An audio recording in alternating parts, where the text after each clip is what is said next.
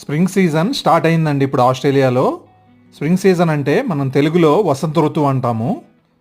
చెట్లకి ముందుగా ఇక్కడ పూలు వస్తాయండి. విచిత్రంగా పూలు వచ్చిన తర్వాత ఒక వారం రోజులకు కానీ ఆకులు రావు.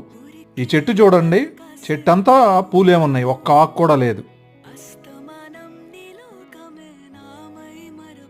చాలా విచిత్రంగా ఉంటుంది ముందు పూలు రావటం. మనకేమో ఇండియాలో ముందు ఆకులు వచ్చి తర్వాత పూలు వస్తాయి కదా, ఇక్కడ ఆపోజిట్ అనమాట.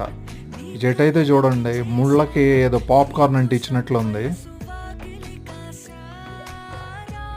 మనుషులు కూడా ఈ స్ప్రింగ్ సీజన్ స్టార్ట్ అయిన తర్వాత చాలా యాక్టివ్గా ఉంటారు. ఎందుకంటే ఇప్పుడు దాకా చల్లగా ఉంటుంది కదా, కొంచెం ఇప్పుడిప్పుడే ఎండ వచ్చి వేడిగా ఉంటుంది వాతావరణం. నేను గార్డెన్ పని కూడా స్టార్ట్ చేయాలి. ఇంకా ఈ పూలు వచ్చినాయి అంటే ఇంకా మనకు